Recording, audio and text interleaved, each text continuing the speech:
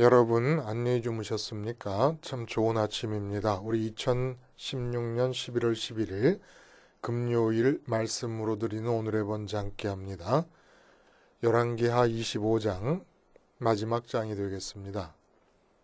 1절부터 30절까지 있는데 이 25장 전체를 함께 생각합니다. 우리는 8절부터 12절까지만 같이 읽겠습니다. 시작.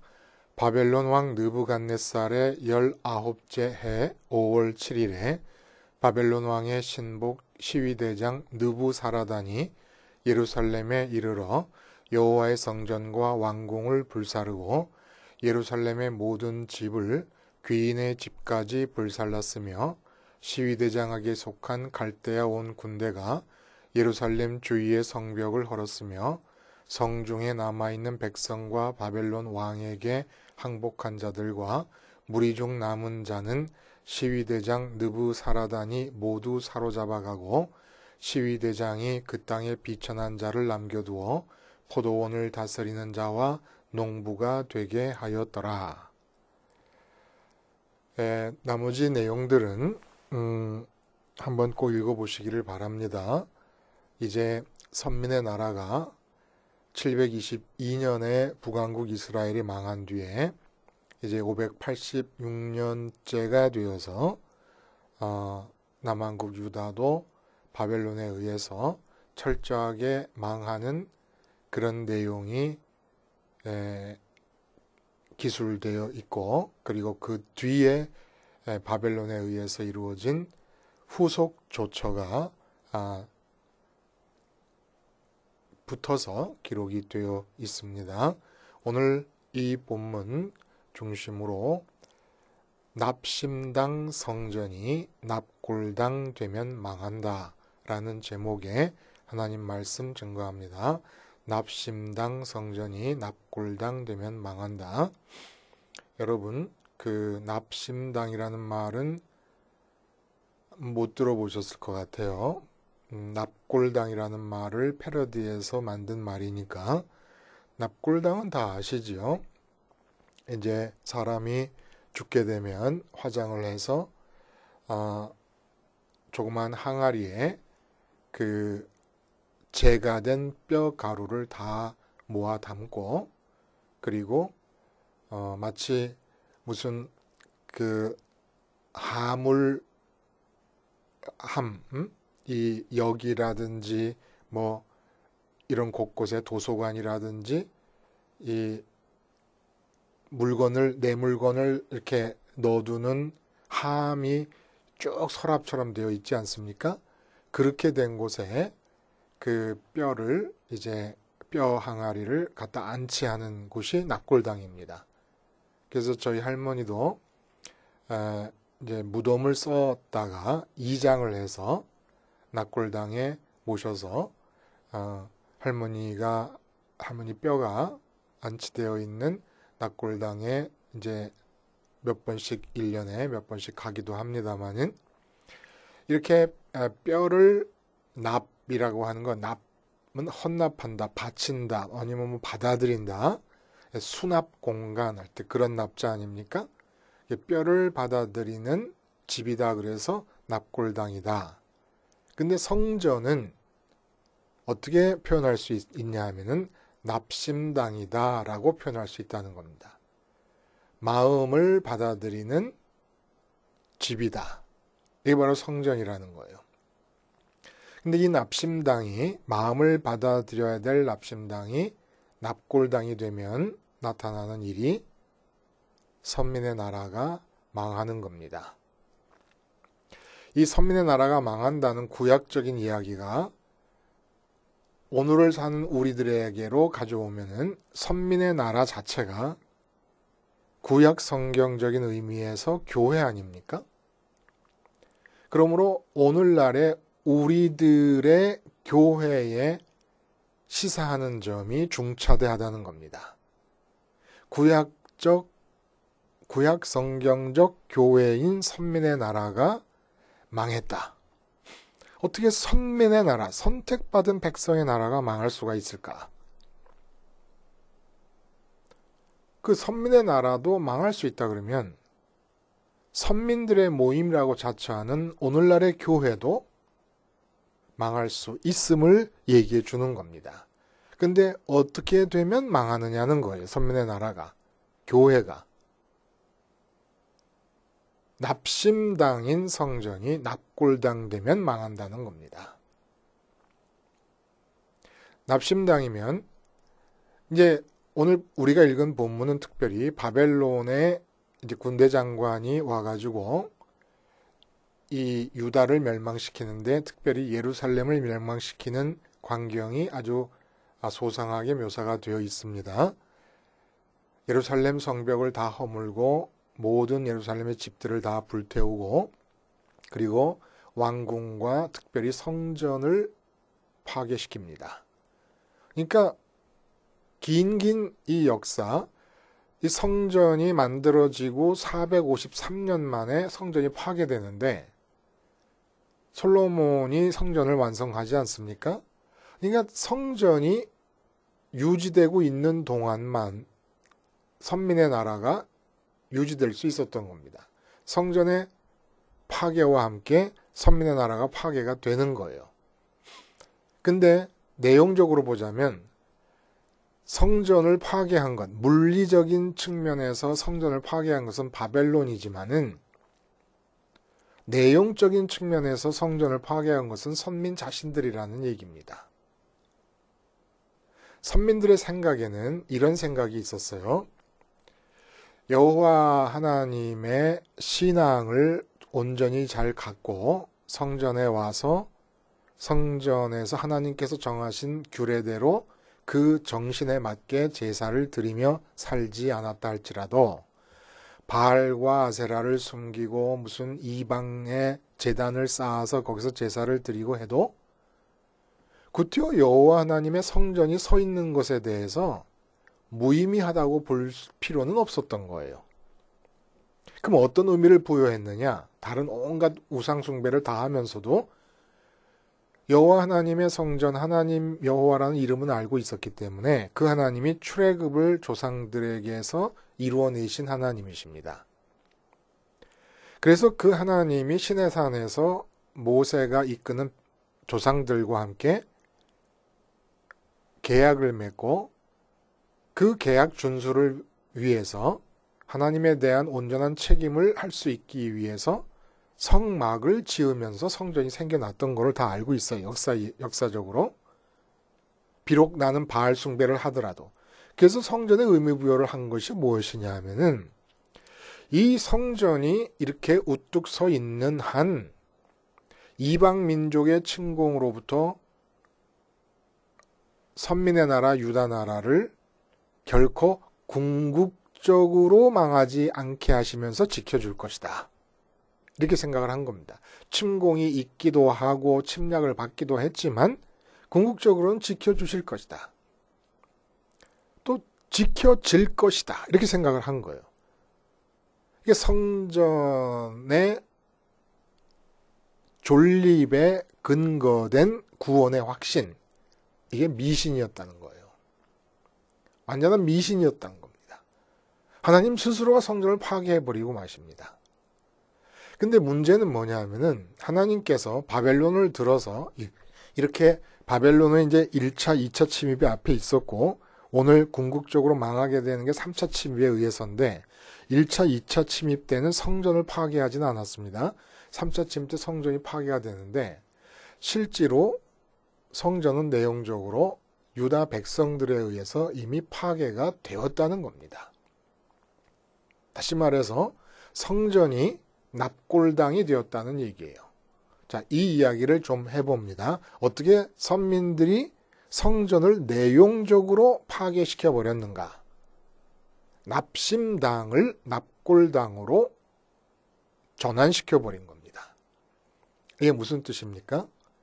성전은 어떤 곳이냐면 예를 들어서 정확하게 제가 조사를 못했습니다만은 그 유다 나라나 북왕국 이스라엘이 이제 인구가 몇 명이었는지 잘 모르겠습니다. 예를 들어 남왕국 유다가 한 1000만 명이었다. 이렇게 이제 가정을 해보면 성전의 의미는 10,000명이 남한국 유다 전국에 흩어져 살고 있지 않겠습니까?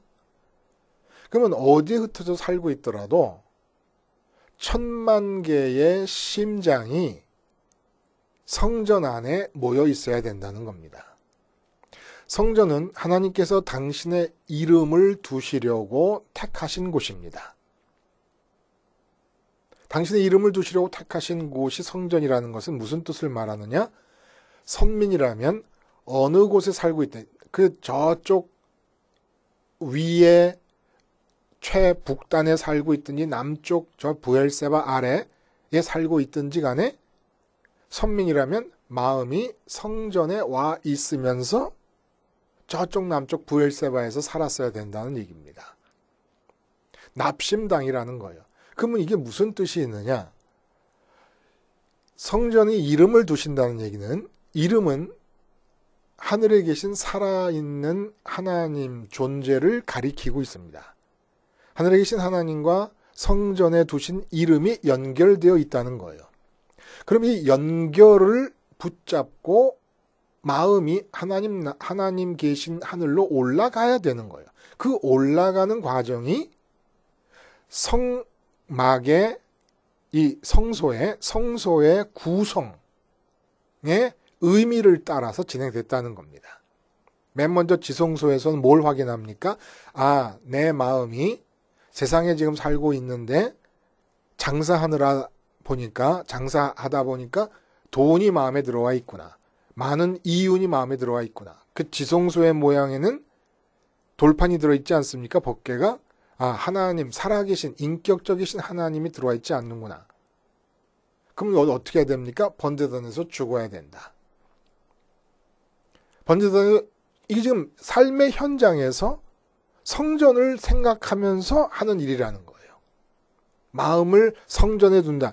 성전이 납심당이 된다는 것은 내가 지금 저쪽 부엘세바 남쪽 경계 도시에서, 경계 성읍에서, 국경 성읍에서 장사를 하고 있을 때도 마음은 성전에 두고 장사를 했어야 된다는 겁니다. 그럴 때 어떤 일이 일어나느냐? 이렇게 내 마음은 장사를 하는 중에도 성전에 마음을 둘 경우에는 장사를 하는 중에 어떻게 하나님의 뜻이 이루어질까를 생각하고 장사하는 육체가 삶을 살고 있는 현장으로 하나님께서 임하시는 일이 일어납니다. 성전에 마음을 둘 때. 그래서 성전에서 하나님의 이름을 붙잡고 이름이 가리키는 하늘에 계신 하나님을 향하여 올라가면서 그 성소에 있는 떡상과 분향단과 떡상과 등잔, 등대가 의미하는 바대로 하나님을 추구해서 하나님으로 만족하려 하고 한다 그럴 때 바로 현장에는 하나님이 나타나신다는 거예요. 내 마음을 성전에 드리면 그 마음이 성전에 와서 하나님을 추구하는 것을 확인하시고 하나님의 마음이 내 육체가 있는 삶의 현장으로 가서 이 선민의 나라 전체가 하나님에 의해 다스려지는 나라가 되는 겁니다. 근데 어떻게 내용적으로 성전을 파괴시켰냐 하면은 성전에 이 선민들이 올 때조차도 마음은 세상 바깥쪽에 둡니다. 세상에서 이루고 싶은 일, 세상의 가치들이 성취되어야 되는 삶의 현장에 마음을 두게 됩니다. 마음을 세상에 두고 성전에 와서 제사를 드려본들 생명이 없는 죽은 시체가 성전에 들어와 있는 거예요. 그러니까 이 납심당이 납골당이 되어버린 겁니다. 마음이 빠져있는 육체가만 들어오는 거니까. 그래서 어떤 일이 벌어지냐 하면은 납심당일 때는 마음이 하나님의 이름을 두신 성전에 머물 때에는 육체가 거하는 삶의 현장으로 하나님의 뜻을 가지고 밀고 들어가려고 합니다. 삶의 현장으로 들어가려고 그래요. 근데 마음이 삶의 현장에서 이루고 싶은 가치들에 묶여 있으면 성전 안으로 들어와서도 삶의 현장에서 이루고 싶은 내 뜻을 가지고 성전을 정복해 버립니다. 마음이 성전에 있을 때는 하나님의 뜻으로 세상 현장으로 밀고 들어가는데, 마음이 세상에 있을 때는 성전에 들어와서도 내 뜻을 관철시키려고 합니다. 이건 죽음의 공간이 되어버린다는 거예요. 납골당이 되어버린다는 겁니다. 이렇게 해서 성전의 의미를 말살시켜버린 것입니다. 자, 그러면 이 상황을, 이 선민의 나라가 선민들만 사는 나라였으니까 구약적 의미에서의 교회였어요. 근데 그 교회가 망했습니다. 그럼 우리의 교회로 갖고, 오늘날의 우리들의 교회로 갖고 와보면 어떻게 됩니까? 똑같은 일이 벌어진다는 거예요. 망할 교회가 있고 절대로 망하지 않을 참 교회가 있다는 겁니다. 교회 밖에는 구원이 없다. 교부 키프리아누스가 한 말이에요. 이 말에 대해서 천주교가 바티칸 제2공의회를 통해서 수정을 가합니다. 자기 잘못이 없이 예수 그리스도의 복음과 접하지 못한 사람들 중에서, 자기가 거부하지 않은, 복음을 들었으나 거부하지 않은 사람들 중에서 착하고 선하게 도덕적으로 잘 살면 그에게도 하나님은 구원을 베푸신다. 이렇게 바티칸 공의회 제16항의 교의 헌장 제16항에 이렇게 명시를 해버립니다. 그런 거 보면 가톨릭은 이미 이 올바른 복음에 입각한 기독교라고 할 수는 없어요. 분명히. 여러분, 교회 밖에는 구원이 없다라는 말을 이렇게 바꿔버리면 안 돼요. 그러나 교회 밖에는 구원이 없다라는 말을 맞는 말임에도 불구하고 좀 더 면밀히 살펴보아야 됩니다. 교회가 참교회가 있고 지역에서 우리가 발견하는 조직교회가 있어요. 조직교회 안에 구원이 있는 게 아닙니다. 구원은 교회 안에 있는 게 아니에요. 교회 밖에 있는 것도 아니지만 교회 안에 있는 게 아니에요. 그럼 어디 있어요, 구원은? 십자가 복음 안에 있는 겁니다. 구원은. 성전에 납심당의 의미가 있었던 것과 마찬가지로 성전의 의미를 완성시키신 주님의 십자가 사건은, 그리고 부활과 승천 사건은 그 안에 교인들이라면, 참교인이라면 마음을 들여서 마음이 모여있는 납심당이 되는 것입니다. 뭐가? 주님의 십자가와 부활과 승천 사건이. 십자가와 부활과 승천 사건 안에 우리 마음을 두는 거예요. 어느 때? 세상에서 삶을 살아갈 때. 그때 우리 마음에 구원이 임하는 겁니다. 복음 안에 구원이 있는 거예요. 그 교회는 뭐예요? 구원받은 자들의 모임입니다. 복음을 통하여 구원받은 자들의 모임이 교회예요. 그러니까 말을 정확히 하자면 교회 밖에는 구원이 없다가 아니라 교회 밖에는 구원받은 자가 없는 겁니다. 왜냐하면 구원받은 자의 모임이 교회니까. 그리고 구원은 교회에서 주는 게 아니라 복음이 주는 거예요. 교회가 복음을 만든 게 아니지 않습니까? 복음이 교회가 생겨나게 한 것이지요. 이런 의미에서 볼 때 지금 조직교회 안에는 주님의 십자가와 부활과 승천이라고 하는 주님의 사역 공간, 주님의 사역을 통해 이루어진 그 공간에 마음을 두지 않는 사람이 많이 있다는 거예요. 십자가를 경계로 세상과 천국이 나뉘는데 그 천국과 세상 사이에 마치 남과 북 사이에 비무장지대가 있는 것처럼 천국과 세상 사이에 주님이 십자가와 부활과 승천을 통하여 공간을 만들어내셨습니다. 그리스도 안에 거한다, 그리스도를 믿는다라고 하는 것은 십자가와 부활과 승천을 이루어내신 주님의 사역 공간 안으로 우리 마음을 들여보내는 것을 말합니다. 이것은 세상에 대해 죽는 거예요. 세상에 죽는 건 세상 가치에 대해 죽는 겁니다. 세상 가치가 얼마나 많습니까? 건강 있고 가족 있고 무슨 돈 있고 명예 있고 지위 있고 권력 있고 뭐 이런 게 많지 않습니까? 이런 모든 세상 가치에 대해 죽는다는 것은 그런 세상 가치로 더 이상 웃지 않겠다는 겁니다. 그런 세상 가치로 만족하지 않겠다는 겁니다. 그런 세상 가치를 통해서 행복을 추구하지 않겠다는 겁니다.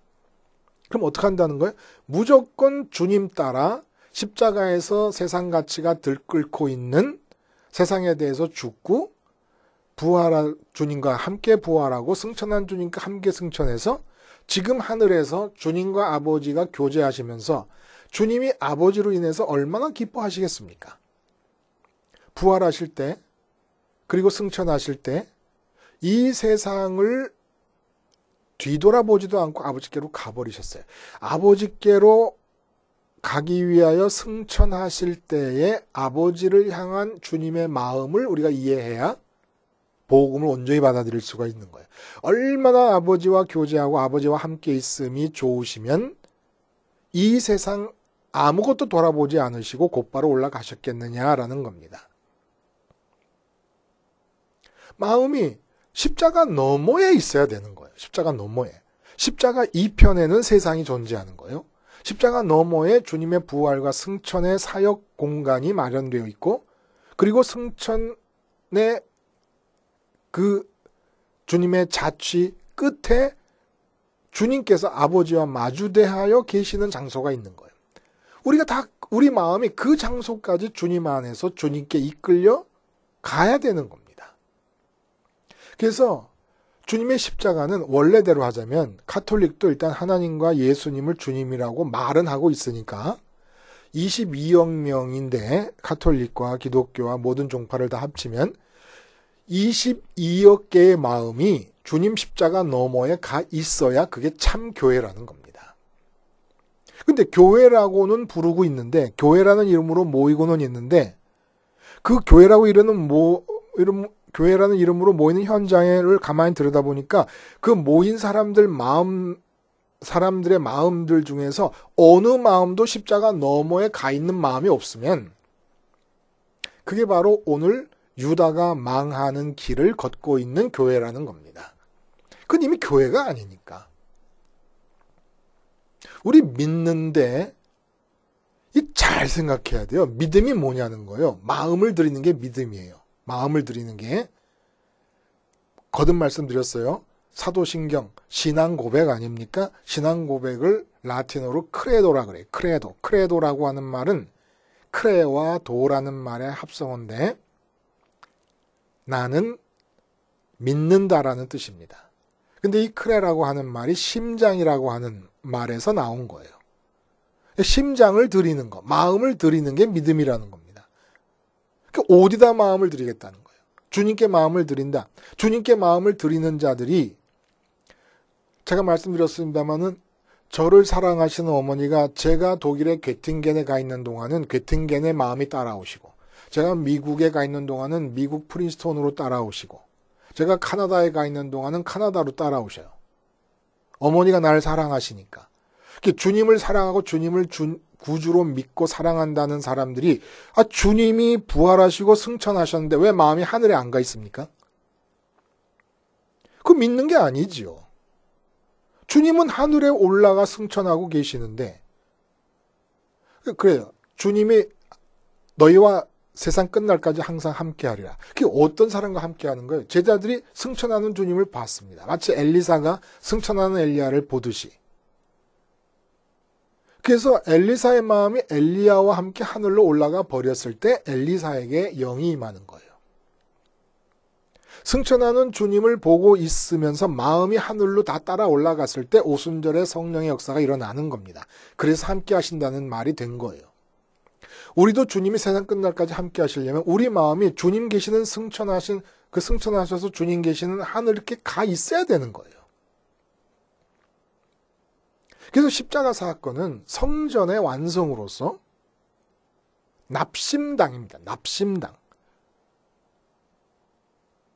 22억 명이 교인이라면 본래대로 하면 22억 개의 마음이 십자가 너머에 들어가 있어야 되는 거예요. 그러니까 진짜 교회는 마음의 모임이 교회인 거예요. 마음의 모임이. 육체의 모임은 아무리 교회라는 이름으로 모여봐도 그 마음이 세상 곳곳에 다가 있는 거예요. 그러니까 그게 납심당이 아니라 납골당이 되어버립니다. 생명이 빠져버린 죽은 시체들만 와서 모여있는 곳이 된다는 거예요.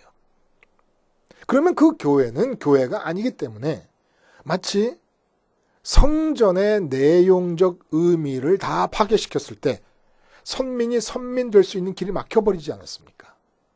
마음을 하나님께 드리는 길이 없는데 어떻게 선민이 됩니까? 그리스도 나라가 망해버리는 것과 마찬가지로 교회에 나오지만은 십자가 너머로부터 부활과 승천으로 해서 주님이 지금 하늘에 계신 아버지와 함께 계시는 그 자리까지 우리 마음이 가지 않고 보내지지 않으면 그런 사람들이 모이는 교회는 망한다는 거예요. 왜? 그 교회는 마음을 납심당으로 보낸 사람이 아무도 없어서 그 교회 자체가 죽은 뼈들이 모여있는 납골당이기 때문이라는 겁니다. 구원이 뭐예요? 생명을 얻는 거 아닙니까? 생명을 얻는 게 뭐예요? 우리 마음이 하늘에 올라가 있는 상태가 구원이에요. 죽은 다음에 천국 가는 것은 구원이 아니라 구원의 결과입니다. 그럼 구원은 뭐냐? 살아있는 동안의 마음이 십자가와 부활과 승천의 역사를 이루신 주님의 길을 따라가는 것이 구원이에요. 그래서 마음이 에베소서의 말대로 하늘에 안 치운 바 되었다. 에베소서 2장에 사도 바울이 그렇게 얘기하지 않습니까? 하늘에 안 치운 바 된 상태가 구원을 받은 상태인 거예요. 그렇게 살아있는 동안의 마음이 하늘에 안치운 바 된 구원을 받고 이 땅에서 살아갈 때 우리 육체가 사는 삶의 현장에 하나님의 영이 나타나고 하나님의 뜻이 나타나고 하나님의 나라가 임하게 되는 겁니다. 그러고 나서 죽은 뒤에 천국 가는 거는 그냥 구원받은 자에게 뒤따르는 결과지 그것이 구원이 아닌 거예요. 교회를 납골당으로 만들지 마세요. 주님의 십자가 너머로 마음을 드림으로써 우리 마음이 빠진 상태로 육체들이 모여 있을 때 그곳에 오순절의 역사와 같은 성령의 역사가 임재하십니다. 성전은 납심당이었어요. 납골당으로 변하자 나라가 망해버립니다. 교회는 십자가 너머의 공간을 납심당으로 삼고 있는 자들의 모임입니다. 근데 마음이 교회 밖 세상에 다 머물러 있는 채 교회로 모여서 교회 안에서 세상에 대한 해답을 얻고자 한다면 교회는 납골당이 되어버리고 그런 교회는 유다가 바벨론에 망하듯이 끝내 망하는 것으로 끝맺음을 하고 말 것입니다. 기도하시겠습니다. 하나님 아버지, 선택받은 사람들의 숫자만큼 마음들이 모여 있어야 될 십자가 납심당이 충만하게 차게 해 주심으로 하나님께서 이 땅에 선민의 나라로서의 교회를 왕성하게 확장시키는 역사가 있게 하여 주시옵소서. 예수님의 이름으로 기도하옵나이다. 아멘.